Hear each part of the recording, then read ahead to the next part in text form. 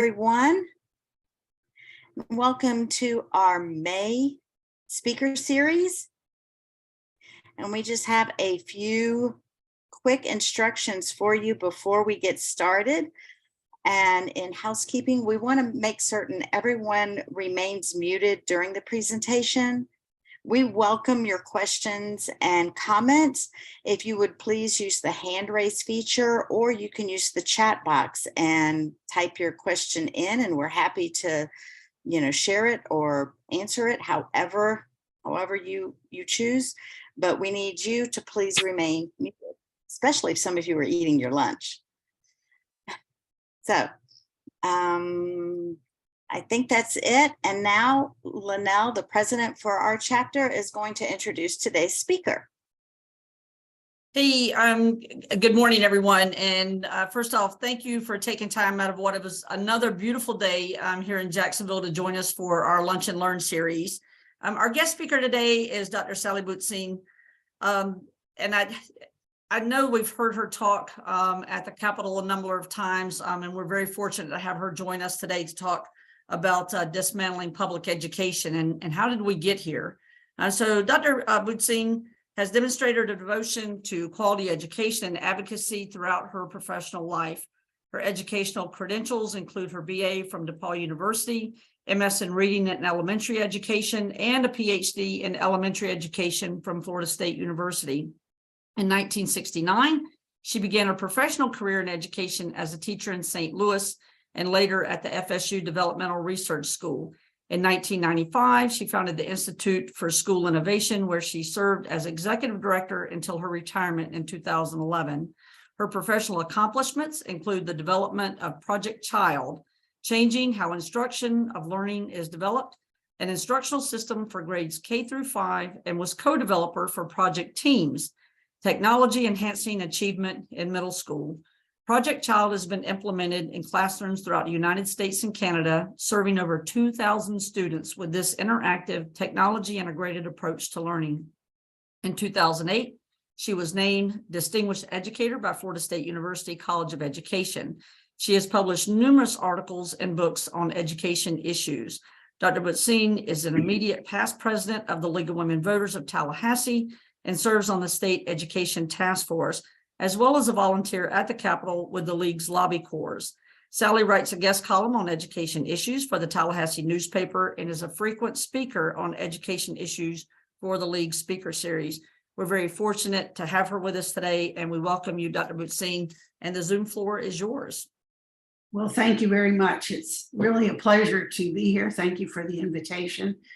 I'm going to share my screen and share some slides so that, well, you can see these while I talk. All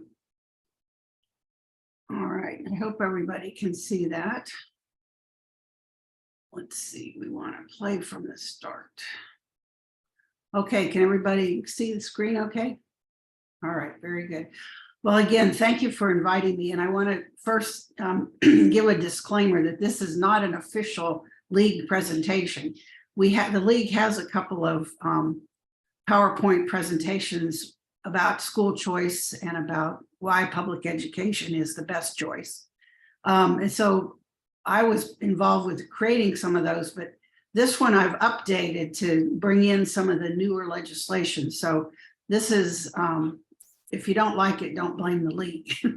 So anyway, let's talk about this, what I'm calling the dismantling of public education. We are seeing, extreme attacks on our public schools and public education. And so what I want to do this morning, or this, I guess it's noon now, lunchtime, is to kind of walk us through the, how this has evolved through the last 22 years. And let's go back to the beginning, when our country was just entering the industrial age. So in 1838, this gentleman, who's famous, sometimes called the father of public education, is Horace Mann. You probably may have heard of him, but he wrote a proposition, a treatise about how the nation needed to move beyond the current state of affairs, which was a hodgepodge of education of its children. You know, the wealthy people had private schools. There were some of the churches, especially the Catholic Church, had religious schools. There was a lot of homeschooling and one-room school, but it was a little of this, a little of that. And the thinkers of those days realized that in order to be successful in a growing industrial age, you needed to have a more educated public. And of course, that's also important to have a true democracy, is you have to have an educated public. So he proposed what was known as the covenant with taxpayers, that the government would fund a public education system for all children. It would be universal. It would be no matter where you were from. It would be non-sectarian. It would have well-trained professional teachers. The curriculum would be based on the tenets of a free society, and it would be paid for, controlled, and sustained by an interested public. And that's where, you know, the idea of local school boards to oversee these public schools in their communities. And so this is where we were. And what I'm going to talk about today is to kind of make the case that we're kind of reverting back to this system of a little of this, a little of that, some trained professionals and some not trained. But we've strayed a long way from this vision of what public education was supposed to be. And here is where it all started in Florida, and as well as in the whole country, was when Governor Bush became governor, Jeb Bush became governor in 1999 or 98, I think it was.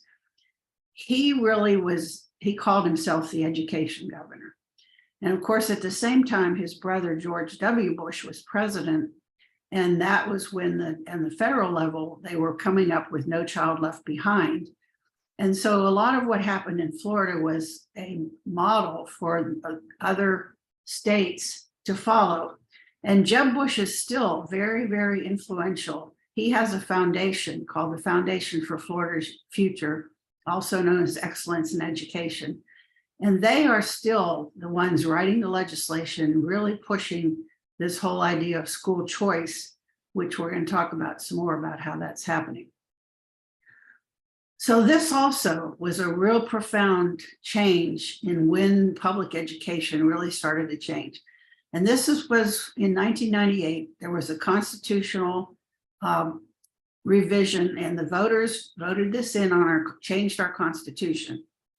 So starting in 1988, the Commissioner of Education was no longer an elected position as it had been. And that the Commissioner of Education was removed from the cabinet. And the governor appoints the Commissioner of Education, and the governor appoints the State Board of Education. So this is where we say elections have consequences, because the governor in Florida, starting with this constitutional revision, has complete control of our K-12 education system, and also even higher education, but today we're focusing on K-12. So in 1999, then Bush proposed what was called the A+ plan for education. And this is when things started to really get serious. We'd always had FCAT, but it wasn't so high stakes as it became under Bush's plan. And this is when schools began to be graded A through F, depending on how their kids performed on the state test. So it was really high stakes. Third graders, if they couldn't pass the reading portion of the state test, they had to be retained for another year of third grade. And one of the things that I always comment on is that Florida likes to brag about how they have some of the best fourth grade reading scores in the nation. And of course, my position would be, well, yeah, you keep all the third graders that can't read very well behind, so it makes the fourth grade look good. But by the time those kids reach eighth grade, they're all kind of back to not very successful. Teachers began to really feel the pressure. And You receive bonuses, again, based on your students' test score grade. So testing just took on a whole new importance in the world of public schools.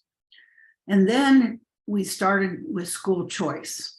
And to be honest with you, I think, at first it was a good thing, because there were schools that weren't successful, and especially kids in the low income neighborhoods were really not in getting a great education. And so at first the intention was, maybe if we really raised our standards and raised the consequences, that things would improve for all kids. And if it didn't improve, then you had a choice to move to another school in your district that had room for you. And then we began to see the charter school movement. And charter schools are public schools, but they are governed differently, and they have more flexibility as far as how they can teach. And they still need to cover the state standards, but they are a lot more, can be more creative than some of the traditional neighborhood public schools. So then let's move on a couple years. Then they came up with this idea of what they called scholarships, which we call vouchers. And this is where you could use state money to go to a private school. And this was the first time this was really introduced. And they did it through funding a dollar for dollar corporate tax credit. And this was very clever, because if they were using funds directly from government funds, that would be a constitutional problem, because of course the federal Constitution requires the separation of church and state. And since many of the private schools that were getting these vouchers were religious schools, there were some lawsuits to say this was unconstitutional. And I think the League of Women Voters participated in one of those early lawsuits. However, the state Supreme Court threw out the lawsuit, because they said they didn't have standing, because this technically was not funded by tax dollars. Because what would happen was, instead of paying your corporate tax, you had the choice to divert it over to a private organization, which they call them scholarship funding organizations. We're going to talk about that a little bit later too. But these SFOs, as they call them, get a 3% fee for every voucher. They were to be audited annually. And at first we knew who the corporate donors were.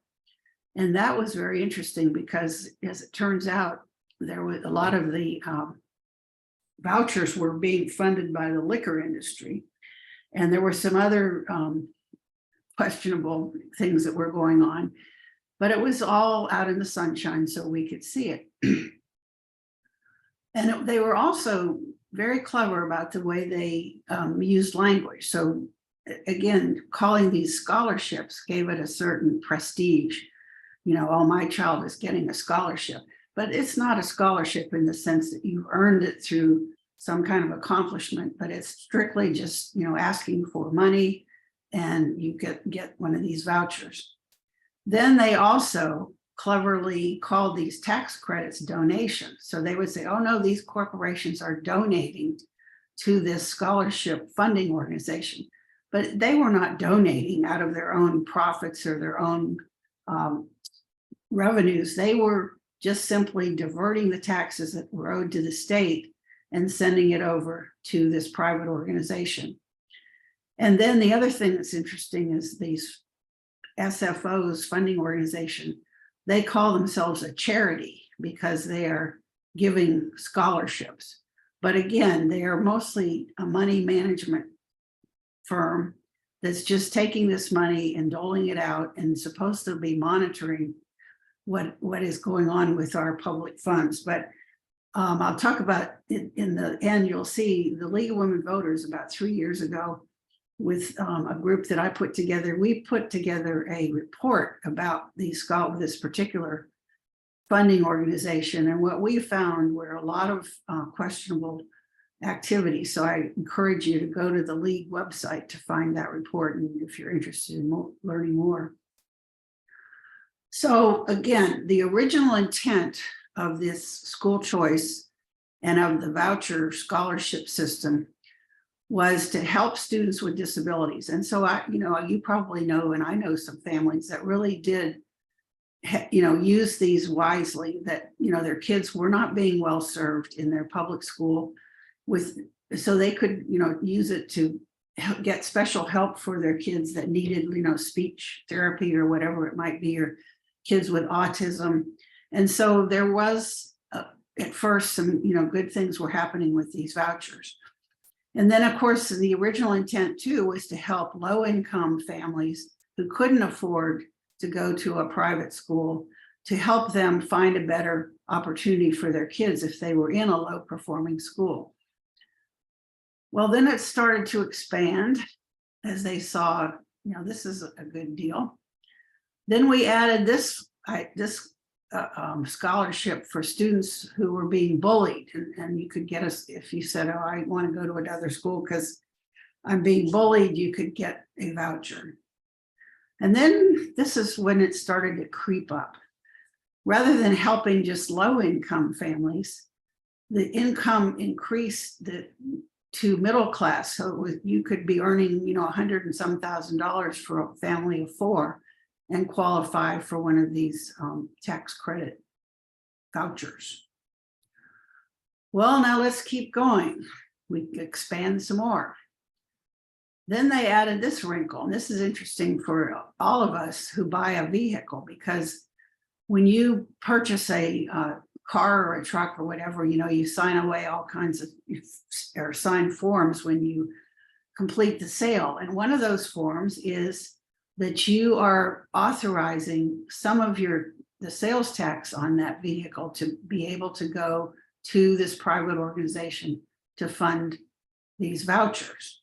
So just be aware that, and they make it sound really good. It's like, oh yeah, we're helping these kids that need to go to a better school. And so of course everybody's like, oh, sure, I'll do that. But again, the money, the taxes that should be going to support our government and support our public schools are being diverted to this private organization.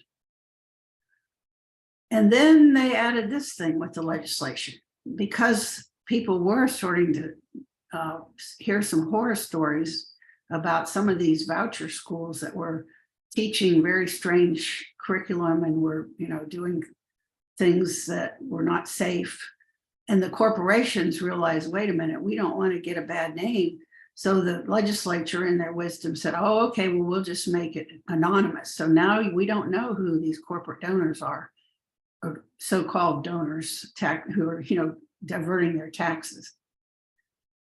Okay, let's keep going. Now we're going to expand some more. And here is the infamous HB 7045. And this is when things really took off. This was 2 years ago. And the league, we were very involved in testifying and, raising all kinds of concerns.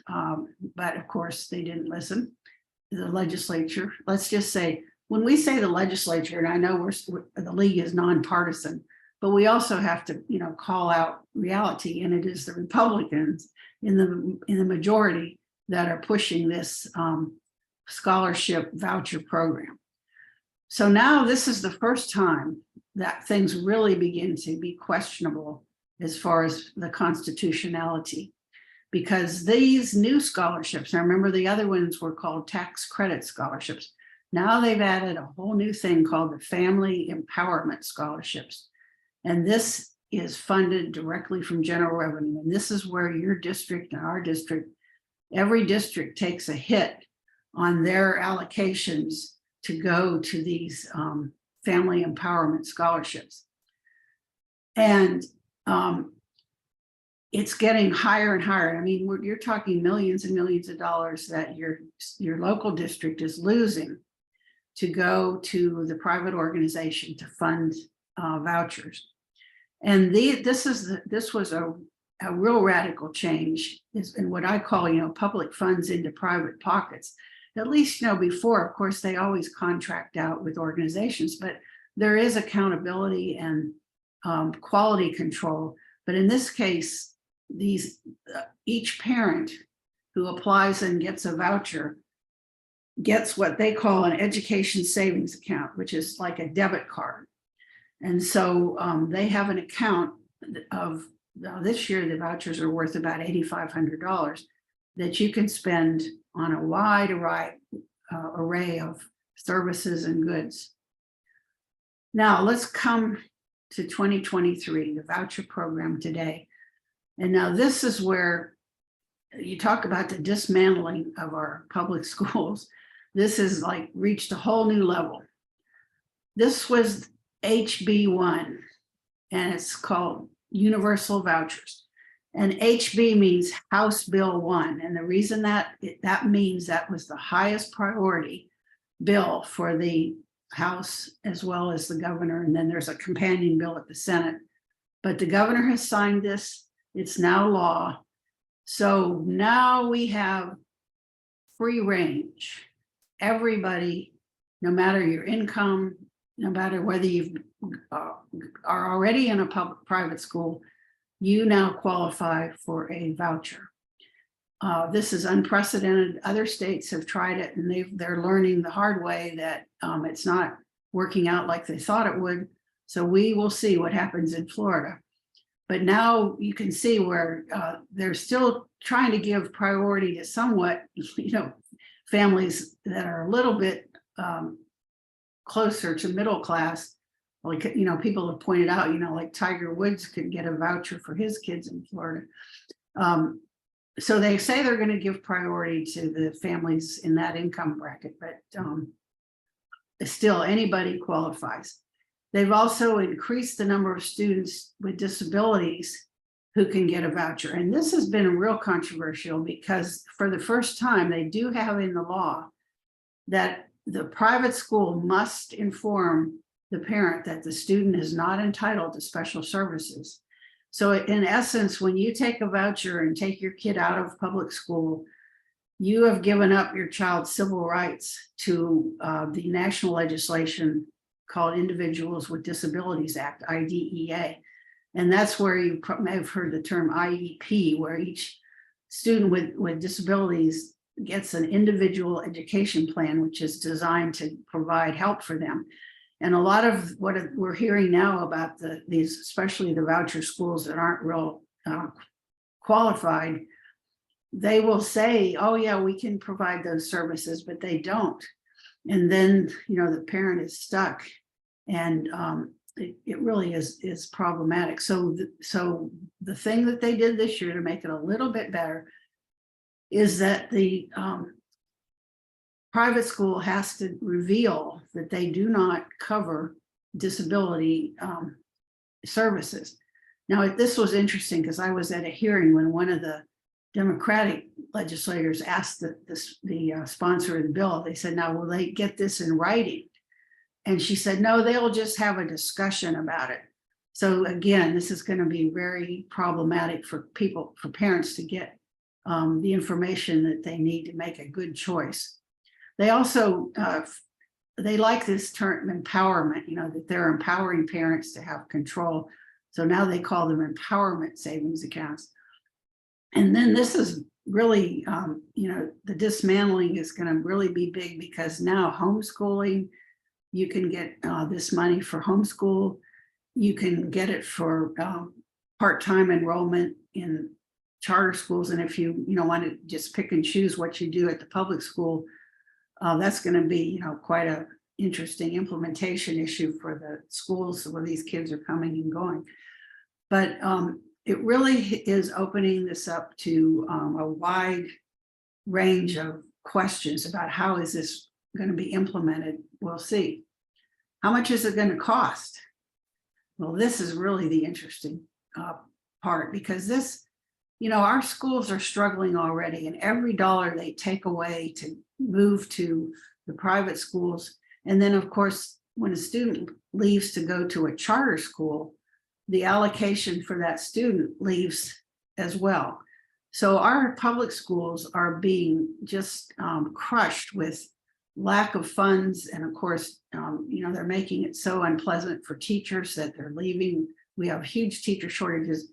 So, and I'm starting to really think it is intentional just to bleed our schools make it so miserable that, and of course they call, make all kinds of statements about how teachers are grooming students and all these horrible things. But it really is decimating our public schools, which were already underfunded and, need a lot of help. So the Florida legislature's estimate, this new universal bill will cost $209.6 million. However, there's another estimate from an organization called the Florida Policy Institute, and they crunched the numbers, and they also looked at what's happening in other states, like Arizona is a classic case where they passed this universal voucher bill, and their estimate was way low than what it's actually cost. So $4 billion, I mean, our public schools just couldn't take that kind of a hit. So it remains to be seen, because one of the reasons the legislature's estimate is so low is that they don't assume that people that are already in private school will take advantage of these $8,500 vouchers. Well, that's just crazy. In fact, I personally have a friend that sends her 2 kids to a Catholic school here in Tallahassee, and she can't wait to get a hold of one of those vouchers. So it's just going to be exponentially expensive, as predicted by the people that have really, looked at what other states have done. Now, the impact on our district schools is what I've just, alluded to, that they are just going to be losing money right and left. Now, they've tried, as they say, to level the playing field, and there is something in the legislation that gives the public schools a little more flexibility, because that's the thing that's been so unfair, is that here we have these private schools with absolutely no regulations and no accountability, and yet our public schools, they can't turn left or right or put books in the library or anything else without being regulated up to their eyebrows. So they say they're going to level the playing field. We'll see. And they're also looking into recommending to repeal some of the regulations to make it more fair. But again, our position and our lead task force is that instead of bringing standards up and making the private schools have better standards, they're just going to reduce it for everybody. And this is very problematic, as far as the quality of our whole education system. So as I just said, we don't know the financial impact when this is all said and done, but it looks really very troubling. So public money to parents' pockets. And these savings accounts, watch out, because we're already hearing stories about parents using them for flat screen TVs and for taking trips and calling them field trips. So you can use these for a lot of different things. They can buy supplies, materials, but again, who is monitoring the quality of these materials? And anybody can open up a little, shop out of their bedroom and say, oh, I'm selling educational textbooks. So what are the kids learning? And again, as far as the benefit to our society and our democracy, as I said, you need an educated public, and we are just dumbing it down. And this is the last bullet there is an interesting feature, that these savings accounts, or debit cards, as I call them, if you don't use it all, you can roll it into a college savings account. And also, once your child gets a voucher, they get it forever, once in, always in. So if you have a kindergartner, your child will get this money all the way through until they graduate high school. And so you could build up a nice little account at taxpayer expense. So I'm kind of closing out here, but going back to what I talked about with Horace Mann and the vision of what our public schools should be, we don't have that. We now have 3 parallel unequal systems. We have the district-run schools that are highly regulated. We have the charter schools that are sort of regulated. And then you have the private schools and home schools. 69% are unaccredited. 58% are religiously affiliated, and most of them are Christian schools, and often, white nationalist kind of philosophy. And then 30% are for-profit schools. So you can see where the grifters and the hustlers are looking to say, hey, wait, there's money to be made. So a lot of, the private schools, you often think of like you're over there in Duval where you have bowls, the really high quality college bound private schools. These vouchers are not going to those kind of schools. These are mostly, mom and pop kind of schools that are springing up in church basements and private homes and whatnot. So again, public money is going out to individual people to spend in a lot of very questionable ways. Now, and finally, I want you to tell this is right in your backyard down there near Butler Boulevard, Step Up for Students. This is the huge firm that's managing this voucher program, and they are making money. They are now have over $1 billion in assets. And again, this isn't coming from donations like you would do to the American Cancer Society. This is tax money that they are just managing and sending out to these parents. They are the big player in Florida. They do almost 90% of the business. There are some other smaller scholarship funding organizations, but they completely dominate the market. They're based in Jacksonville. They also have a branch in Clearwater. As you might expect, they have a well-connected board. This was kind of the brainchild of Jeb Bush and a man named Kirtley, who's a billionaire from Tampa, who started this. So there's a lot of money involved. They use our monies, and like I said, they get 3% of every voucher. So they are up at the legislature lobbying, and they also market out to parents about the opportunities for these scholarships. They also are well connected with all these vendors that are selling all this stuff. They even have a portal on their website called the Scholar Shop, where conveniently parents can shop on their website and buy things with these savings accounts. They have PACs. Now, they're not 501c3, so they can't directly lobby, but of course their board members have these PACs that give out a lot of money to legislators.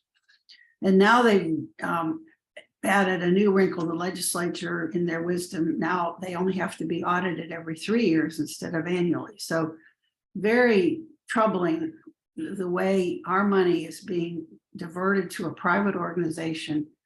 And there we are, and it's growing and growing and growing. So finally, let's look at our Constitution.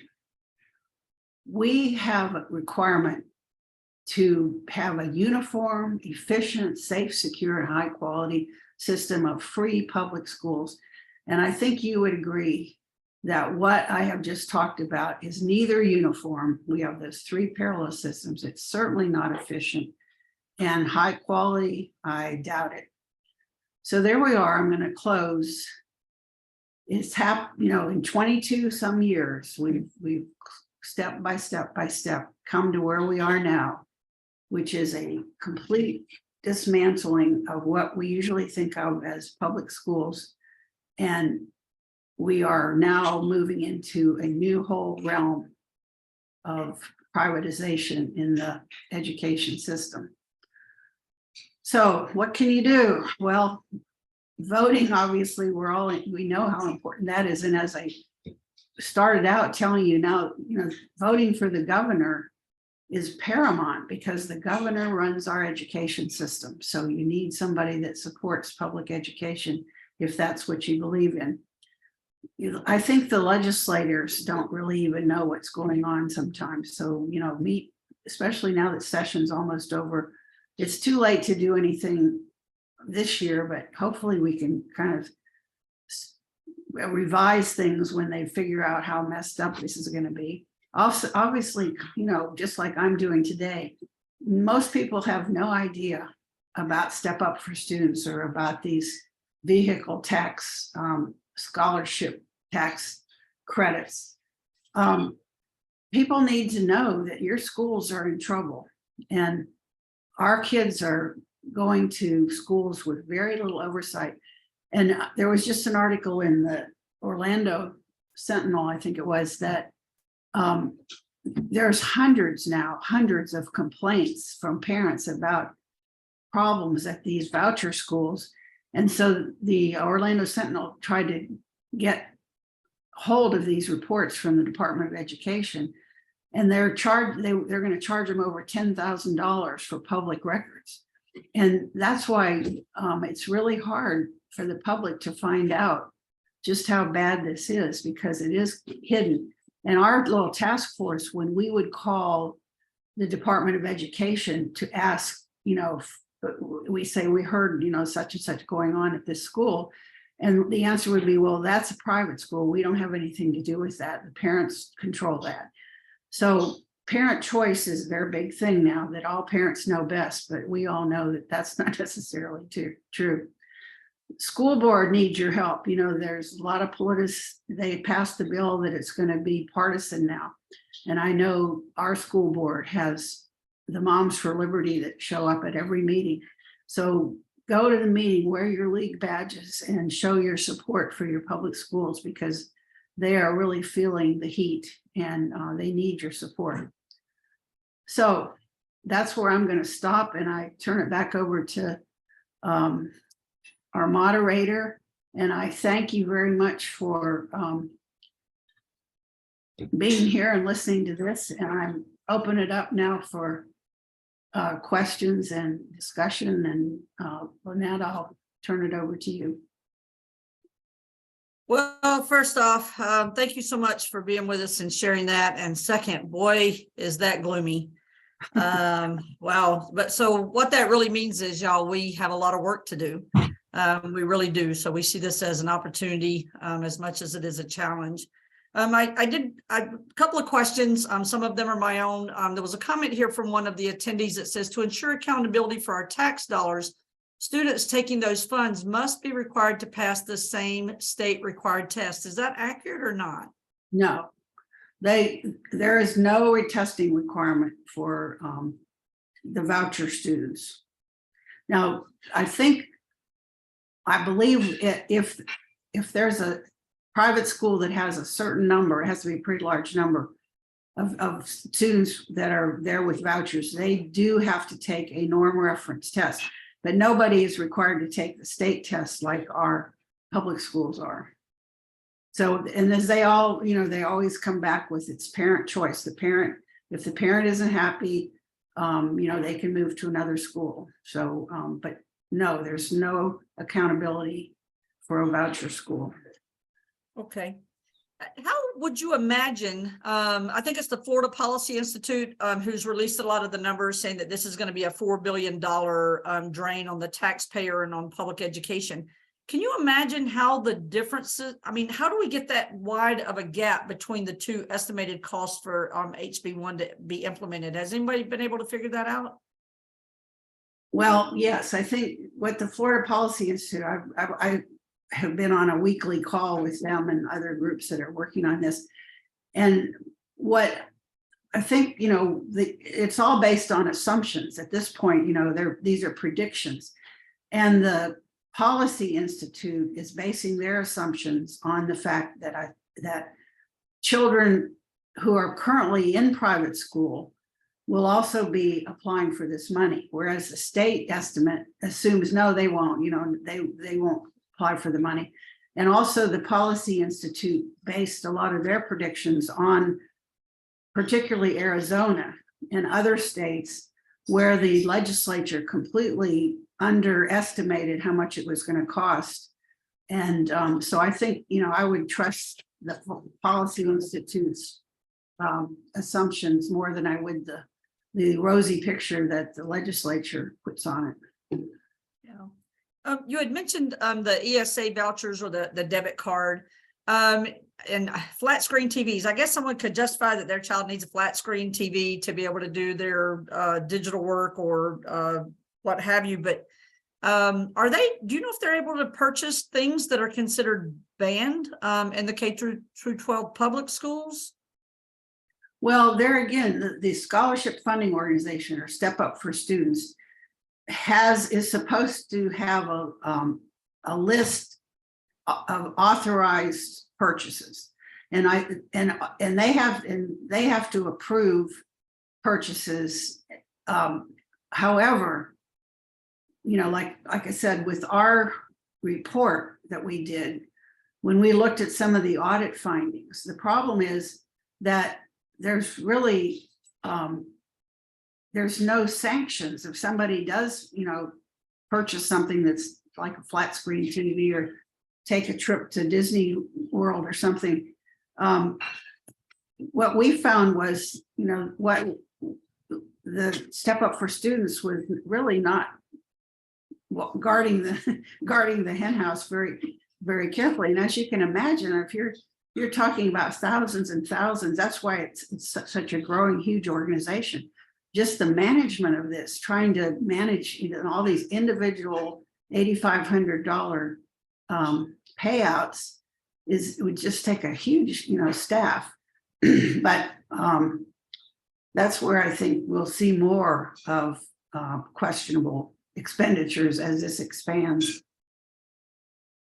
And to your point, about a trip to Disney, I do want to say this, and I'm not saying this in humor, but I cannot imagine that a trip to Disney World here in the state of Florida would actually pass muster for an authorized expense with an ESA account, just because of what's going on there. But so 3% of each voucher that they process, $8,500 vouchers. They may be the only, you know, kind of shopping place in town. They're already worth $1 billion.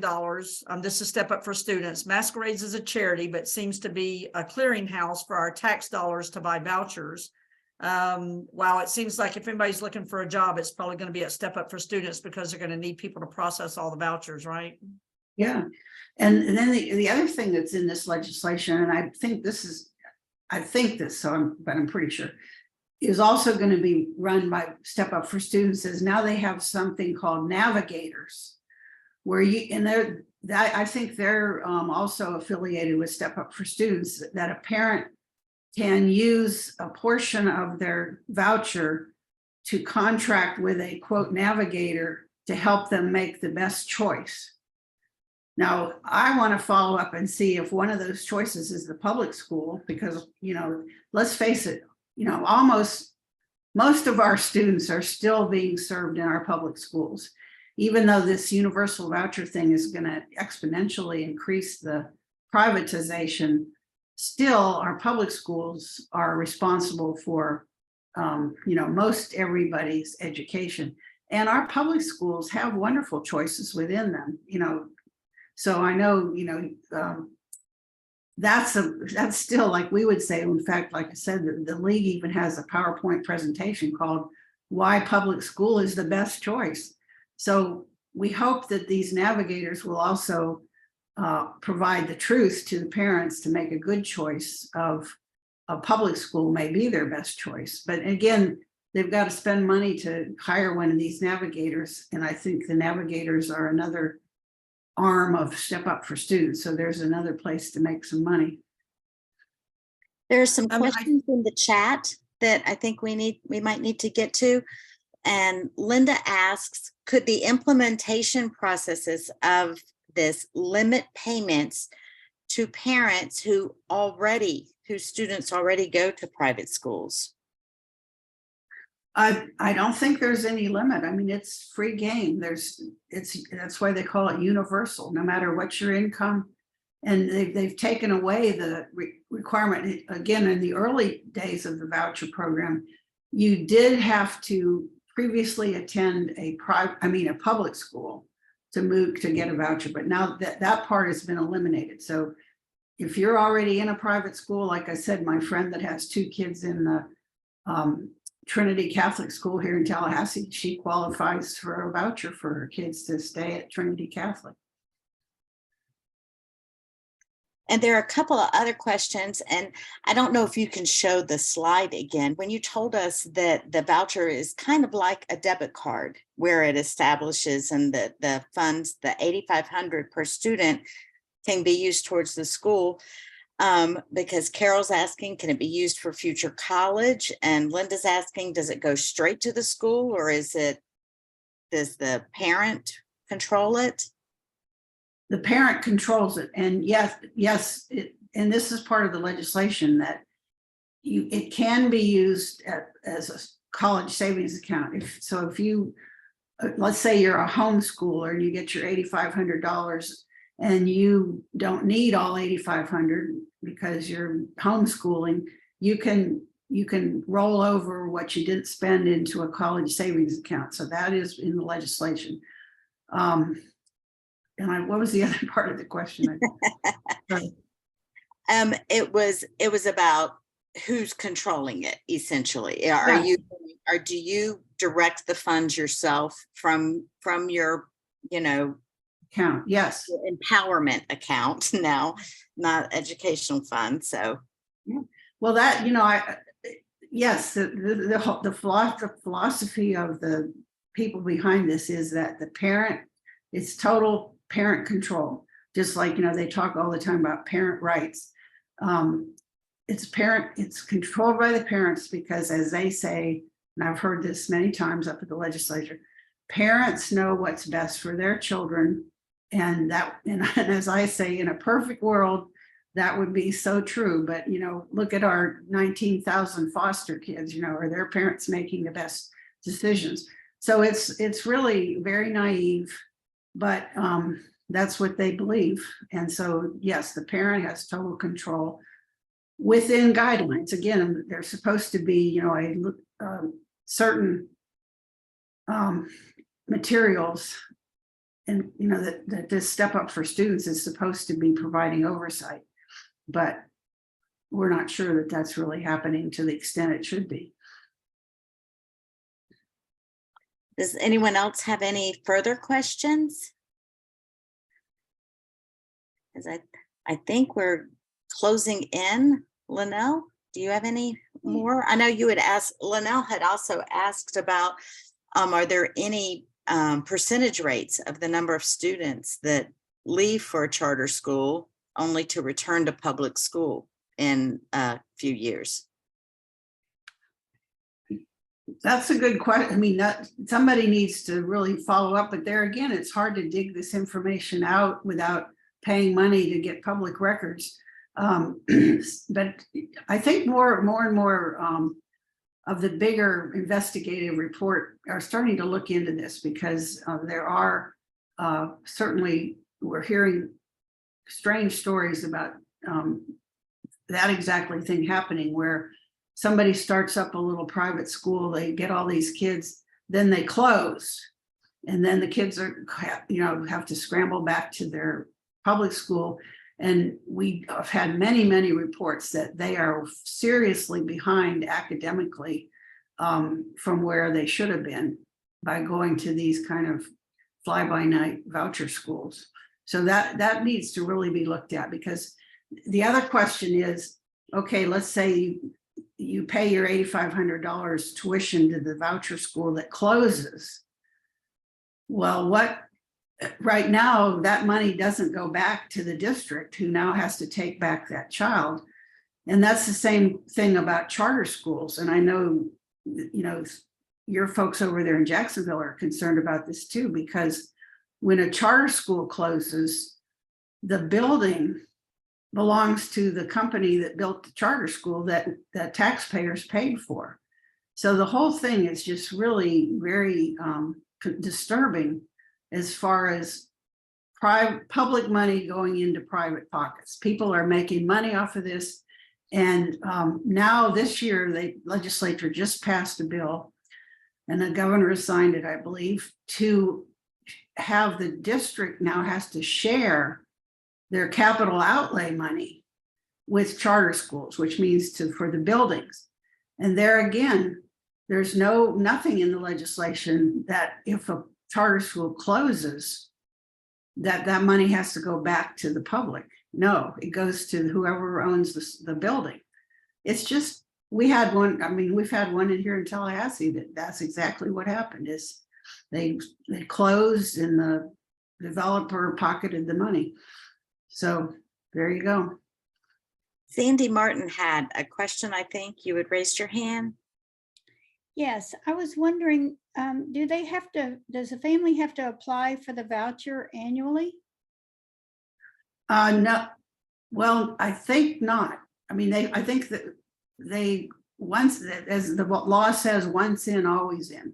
And also if a sibling gets a voucher, the other siblings in the family are qualified as well. So they may have to fill out some paperwork just to, say they want it again, but they don't have to go through a review of whether they're qualified. So in other words, let's say you get in because you need it, your income is really low, and then you win the lottery. No, you still, you qualify for a voucher once you get it. So you have it the rest of your school career. Okay. Thank you. Mhm. All right. I think that concludes our questions. So I just want to thank you again for joining us. Again, not great news, but with our members, we ask that once you get good quality information, please don't keep it to yourself. Take it with you to church, your book club, your walking group, wherever you go. Engage other people with this information. We are going to make this available on our Facebook page later on today or tomorrow, so you'll be able to share it there. Also, the league actually has this presentation, the league's version of it, and then we can help you get in touch with Dr. Sally Butzin if you would like to ask her or invite her out virtually to speak in your community here in Duval County. But please don't keep good information to yourself. Always share that. Any parting words for us, ma'am? Well, I just thank you again for inviting me to speak. And I hope, we continue to just make the public aware of how their money is just being, public money to private pockets and with questionable oversight and accountability. So it's very troubling, and it's really troubling for our kids. I mean, let's face it, that's what's unfair is the kids are being shortchanged. And also from a league point of view, public education is the bedrock of democracy. And as I said, at one of the committee meetings at the legislature, they've been chipping away at our bedrock, and now they're taking a sledgehammer. So it's bad. I hate to be the bearer of bad news, but there you go.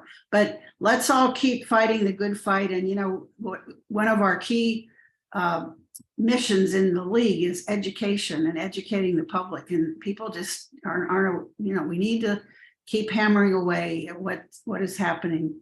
So thank you for inviting me, and I'm going to leave you now, and anybody that wants to get in touch with me, feel free.